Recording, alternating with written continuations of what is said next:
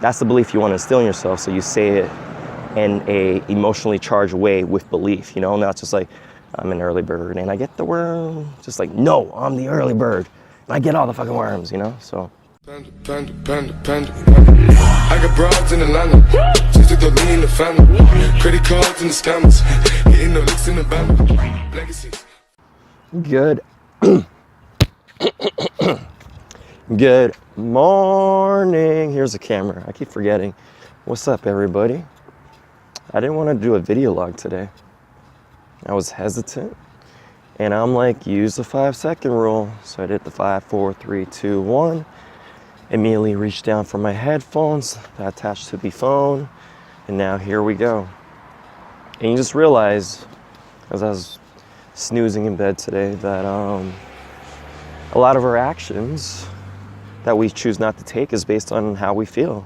I don't want to get up today. I don't want to vlog today. I don't want to go to Starbucks and work. I don't want to do the things that'll take me further to the things I really want in this world. Or do the things to become the person that I truly want to be. So the 5-second rule works, and I don't use it all the time. I should, though. It works. It really works. Some of the things that were going through my mind today was having a discussion with a buddy about beliefs. And how do beliefs form in our head? A book I've been always talking about talks about how beliefs are based on where they come from, the authority of that source, the intensity in which they are instilled in your brain, and I believe the frequency. So how often are you exposed to something that makes you believe a certain thing? So this is all mumble jumble. Let's do examples, because that helps me explain things better and for myself to understand stuff better. So for instance, we'll say I had a belief that I am a failure because I cannot get up on time. So this was a belief that was instilled into my head over a long period of time, and it was given to me in doses rather frequently, beginning at the age of like 11, all the way up to like my early 20s until I had to leave the house. And that came from a authority figure who was my father, who at that time I viewed as an authority figure. And what else was there? The intensity at which it was given to me. There was a lot of intensity with that belief because it came from a harsh place. It came very aggressively. Like, you know, he would actually be pissed off at me and tell me that like I am gonna amount to nothing because I was unable to get up out of bed on time. So yeah, this was a frequent thing. This was given to me in consistent doses throughout my years, and it came from an authority figure. So, you know, down the road, even though after I left the house, I still had that belief in my head, and I always felt like shit when I couldn't get up on time. And the funny thing is I think a part of me, maybe because I didn't know about the 5-second rule and I couldn't just like 5, 4, 3, 2, 1, get up out of bed and act and feel good. But then another part of me thinks like maybe there was a lot of self-sabotage going on. Like I thought of myself as a failure because my dad kind of instilled that in me. And in order to keep that identity, because it's hard, you know, the ego wants to hold on to identity, whether it's like, I'm a pitiful man, I'm a scared person, I'm a brave soul, I'm a dumbass, I'm a smart man, whatever that belief is like, and we believe that's our identity, we hold on to it as dearly as we can sometimes, and we don't question whether that belief helps and where we want to go, whether it's even a practical belief, something that we should hold on to.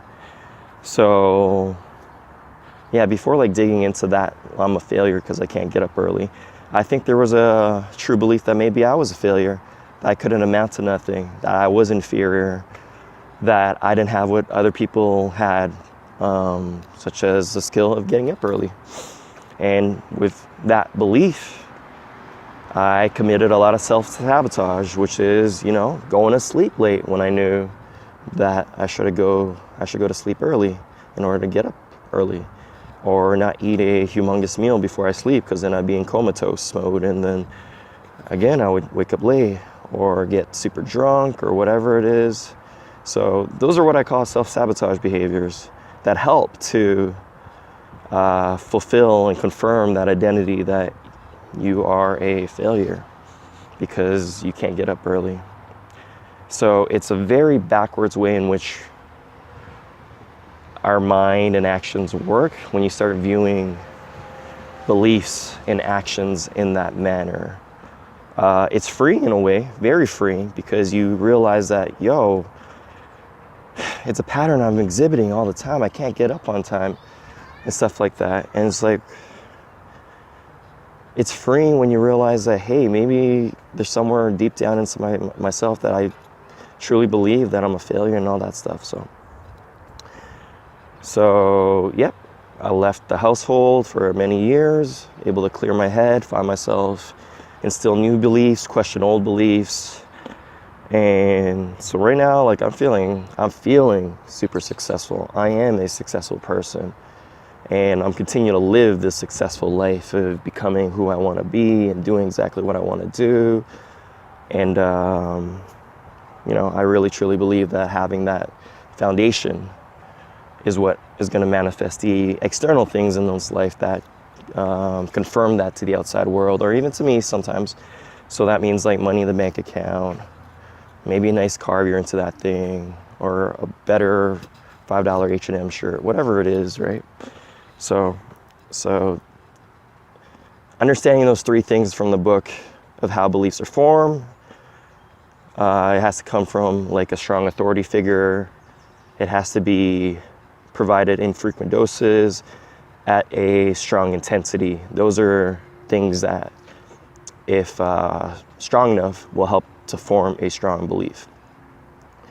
So I got a little no shave July going on right now. Gotta get some shaving cream. But so to change that belief, now the authority figure in my life is myself. What I think of myself is more important than what other people think. That is a huge foundational belief that helps guide me in feeding more practical and more empowering beliefs into my head. So knowing that, instead of having other people say, yeah, you're a piece of shit because you can't get up on time, or you're just irresponsible, stuff like that, I can block that out and realize that they are not the authority no more. As a child growing up, you view your parents as authority figures, you view the elders, especially, I think in all cultures, you view the elders with like a little bit of respect and authority, and whatever they say kind of is the truth. And then you get to your adult years and you start questioning, like, why do I think this way about myself? So one, I changed who the authority figure in formulating my thoughts is, and that's me. That is James Kwan, Dr. Romy Kwan. That is me. What I think of myself is more important than what others think of me. Me. All right? And coming from that place, I want to make a little disclaimer. You can still very much be open to other people's opinions. And actually, you're more mature to listen to it without getting defensive. Like I can hear my dad saying, on a rare day that I do get up late, like maybe today, that, oh man, what the hell, why you get up so late? From that place where I know I'm the authority figure, and I know how much I've accomplished for myself. And what I believe is like I can still now listen to that and not have it be, not like turn me upside down emotionally, not even have me like flinch. It's just like, cool, thanks Dad. So I'm the authority. Secondly, let's talk about the intensity. So there's that thing about like verbal affirmations, and some say it works, some say it doesn't work. So I think you have to use it in component with action to help. So what I mean by that is like, some people are like, every day I say stuff in the present tense in the first person about myself, and I repeat it every morning. And as I do so, I do it with emotion and like faith and belief. So stuff like, I'm successful, I'm successful, I'm successful. Or I am the type of person to get up early. I'm the type of person to get up early. I'm the earlier bird that gets the worm. Whatever it is, it's like you have to, that's the belief you want to instill in yourself. So you say it in a emotionally charged way with belief, not just like, I'm an early bird and I get the worm. Just like, no, I'm the early bird and I get all the fucking worms, so. And sorry, I'm distracting some people. But so that's the thing, you have to have belief in what you say. You can't just say words, you have to somehow invoke emotion through like what I just did right there, some power and rigor. No, that's not the right word. But power and ferocity in my voice and how I speak about what I believe in, because I believe it. And so you do that over a while, frequently. So that's the third component. You do that frequently, just making sure I'm still recording. And every day works best. Night and day will work amazingly. Every hour works tremendously. So it's just, high dosage is really important. I would argue that despite wanting to change beliefs and you feeding those positive ones, practical ones, and power ones into your head, that as you do that, there are going to be continuing like naysayers and people that will continue to feed the ones that reinforce the old ones. So in order to like break free of the old ones and like replace them with the new ones, you have to do them more frequently than the negative ones come in, and you have to do it like, I'm a success, I'm an early bird. Yeah, I'm an early bird. You have to do that more often than you get the other ones. It's just like a scale, like which one is more present in your head, So if your head is always filled with the negative stuff because of your external environment and what that feeds you, then you have to counteract that and go overboard to reverse it, right? So that makes a lot of sense to me. I hope it makes sense to y'all.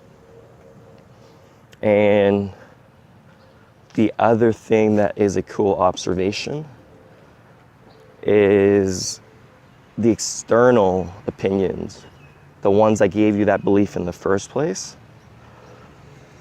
They're always, like, don't expect them to change. They're probably gonna stay the same.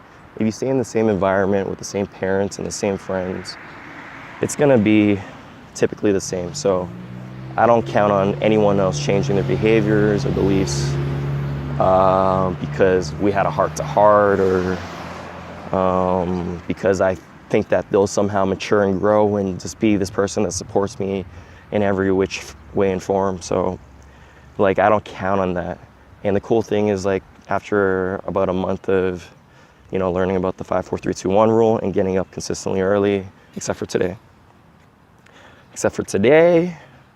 except for the time I stayed up to 3 making a video, and except for that day after I had a wedding and drove everyone home and I went to sleep at 4 and got up at like noon. So except for those 3 days that I can count on a single hand, like, I've gotten up early, okay? Like before 9, 8, yada yada. So that is, like, looking back, a month of wins, right? A month of solid wins. So going back to, like, naysayers will say what they say, and you can't change everyone in my eyes, and I don't think it's a efficient use of my energy, truthfully, to try to change anyone, because you're probably going to not get what you want and then you resent them and you wasted energy. So where I'm going with this is basically, I've been on my game in terms of the early bird shit, and the one person that has fed that belief about you are a failure because you don't get up on time. Yeah, like he hasn't given any type of praise or like, hey man, you're getting up early, good, I like this. You are a success because you're doing exactly opposite of what I said you couldn't do. So, by that action alone, it should mean that I am a success in his eyes, and maybe I could get those reaffirmations or affirmations from my pops, right? But no, like it's not there, period. There's zero, nothing. And then,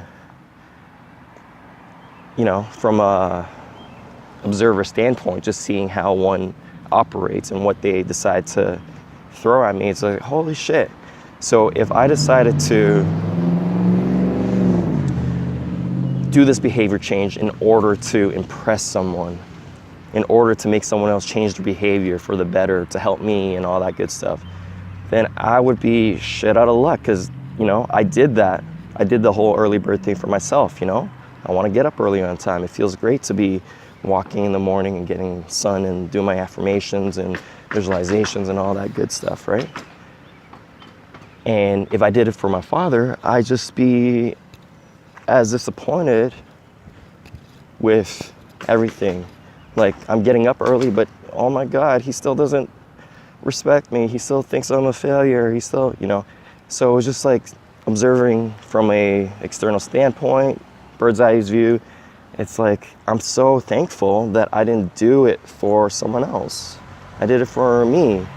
And the cool thing after you see it is, like, although there isn't any more, you know, you can't say shit because I am getting up early now. You can't go back to the, man, you're such a fucked up kid or whatever. You can't say it because it's not true. But at the same time, doing the good stuff, I don't get any praise or compliments or stuff of that nature. So it's like, wow, you are only on one gear, which is shooting out negatives, you know? Very critical criticisms, yeah. One gear only. And when you see this in the world and the people around you, have a talk with them, I guess. But at the same time, do things for yourself. Because you might do it for them and realize, like I've just clearly realized now after a month, that they only had one gear. And you see it now, they had one gear their entire life. So it's very freeing. It's very, I feel like I'm so much smarter knowing this stuff, that people don't change around you. You can only have the power to change yourself. Don't change for other people, because chances are whatever good or love or acceptance you want from them, it may not even come. Like, so it would have been a waste of time, and that would suck, right? That would really suck. So this got a lot longer than I thought, but I'm getting stronger. This shoulder's holding this camera up without no impingement symptoms. Check out these muscles. Fuck yeah. Anyways, I did what I needed to do. Very proud of myself. And I'll talk to you guys tomorrow. Dr. Homie Kwan out. Peace. Panda, panda, panda, panda. I got broads in Atlanta. Just took the lean in the family. Credit cards and the scammers. Hitting the licks in the band. Legacy.